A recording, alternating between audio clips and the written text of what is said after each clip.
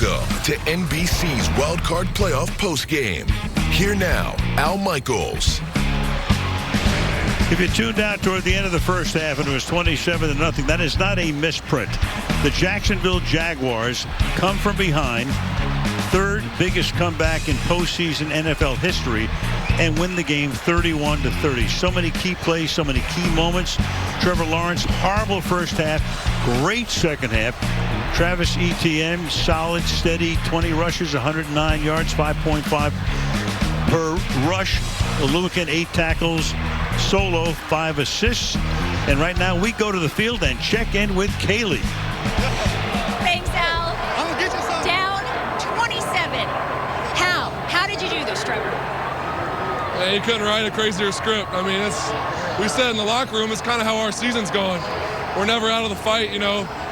I was breaking not a good record in the first quarter, had a couple interceptions, not looking great offensively, and we just kept believing in one another. And we knew that our defense would get enough stops and we'd get enough opportunities to go win the game. And I'm kind of speechless, honestly, just to see what belief can do and to see when a team believes in each other, what you can accomplish. I mean, playoff game down 27-0, we come back and win, and we know we're always counted out of these games, and we don't care. We love it. So, unbelievable. But where does this team's undying belief come from? I mean, it's just every single one of us. Starts with Coach Peterson at the top. Starts with him, but it's every single player on this team. I mean, we've worked so hard to get here. That's what we talked about all week. Let's not miss this opportunity. And it was close. We were close to letting it slip, and just to see the guys stay in here, fight, keep battling. Didn't matter what the score was, and that's why we had a chance to win it. And once you started scoring, you did it with all your weapons, and it came down to this guy. Coach Peterson told us the game plan was to stay committed to the run, even when you struggled. Talk me through the importance of the role you had to play in that last drive. It's very important. I feel like the running back, when it gets, like, in that point of the game, you're supposed to be the closer. And Coach believed in me on that 4th and 1 to give me the ball, and I had to make something happen for my teammates. And set up that field goal to win this game. I saw you run on the field. Were you watching, Riley? I was watching it. Everybody was giving me high fives, saying, great job, man. I was like, I got all the faith in him, but I just want to see it go through before I start celebrating. So, man, of course, he came up clutch like he's done, like he did against Dallas, the same field. I mean, we just got so much faith in one another. It's a fun day. Nobody's played together longer than you two, to a certain extent, right? What does this mean to you two to get to share your postseason debut in the NFL and a win together? Honestly, I'm just glad I was here with this guy. First quarter, we shot ourselves in the foot, but we kept battling.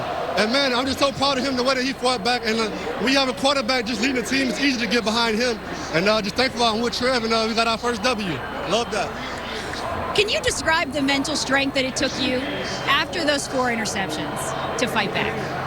Yeah, I mean, I didn't have a choice. You know, if we're going to win that game, dig yourself in a hole like that, you got to score a lot of points. And by doing that, your quarterback's got to play well. So, didn't really have much of a choice. I know these guys have sacrificed way too much for me to be the reason we lose an opportunity. And that's what I was thinking about. Is I know I'm going to make the plays. I just got to get back on track.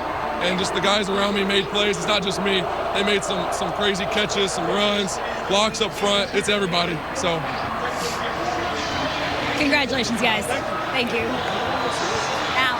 All right, thank you. All right, let's go back. There's so many key plays in this game, but right here, here's Bosa. He thinks there's a false start. There it is, 75. The right tackle moving, doesn't get the call. You get a touchdown here to make it a 3-point game because of the penalty, because of this. They were allowed to move the ball. They took the option of moving the ball to the 1. So instead of a likely attempt to make it 30-27, you got a 2-point attempt here. He puts that in to put them in range of a field goal to win it.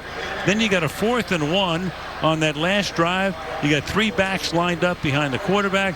You got Etienne running around the right side, putting them in prime field goal range.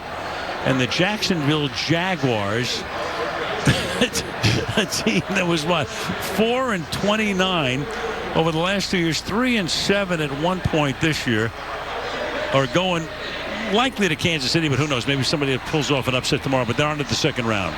And Trevor Lawrence told us on Thursday when we talked to him, Doug Peterson is the same every day, all the time, no matter what. He doesn't get too down. So you can imagine what that locker room was like at halftime when they're down. And Doug told Kaylee, we've got to just chip, and stay with it. And they did. And that second half was unbelievable. Yeah, he was cool at halftime with Kaylee, too. His coaches are down 27-0. They could blow you off from an interview, but he was calm. He said, we just got to, get it together. Meanwhile, tomorrow, you start on CBS at 1 o'clock. Miami goes to Buffalo. Then on Fox at 4:30, the Giants go to Minnesota. Then the NBC game tomorrow night is in Cincinnati, where the Ravens take on the Bengals. And then, of course, on Monday night, you got across the state, you got Dallas taking on Tampa Bay. Meanwhile, the picks of the week: Hit the Road with Poker Face, new series starring Natasha Lyonne from the writer-director of Knives Out. That streams January 26th. Reality TV 8 listers keep their lives on the prize. New competition series, The Traders. And don't miss the action with Premier League matches. It's all streaming on Peacock. Everything is streaming on Peacock except 2 Chainz. Meanwhile, Doug Peterson exultant as the Jacksonville Jaguars pull one out of the hat.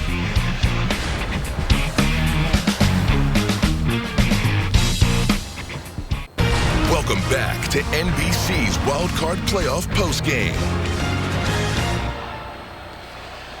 So you've got this one in the books. You got San Francisco advancing because they beat Seattle today. And now tomorrow night, 7:30 football night in America, and you'll be there in Cincinnati. If you are John Harbaugh and you don't have your starting quarterback, you don't have Lamar Jackson, you don't know who you've got. Cincinnati figures to win the game. I mean, they're a big favorite. What do you say? You're saying, hey, we went there and we played these guys. And last week, we turned the ball over a lot. We didn't play our game. We can run the football on them. If Tyler Huntley can play, I think they have a chance. Cincinnati's playing great football, maybe the most complete team playing right now. But Baltimore, that rivalry, that division rivals, this is going to be a good game. After tonight, predictions are like astrology, right? The craziness of it all. Fred Gaudelli, thank you for so many great years. Enjoy that rocking chair. You'll be in there for about a week. There's the pool here in Jacksonville. Pierre Moussa, our great director. That's the way it all started tonight, with a dive from above and then the great comeback by the Jacksonville Jaguars. Next on the coast, late local news. Al Michaels, Tony Dungy, Kaylee Hartung. Tony, a blast. Really it was awesome, Al. Take care, buddy. Be good. Good night from Jacksonville.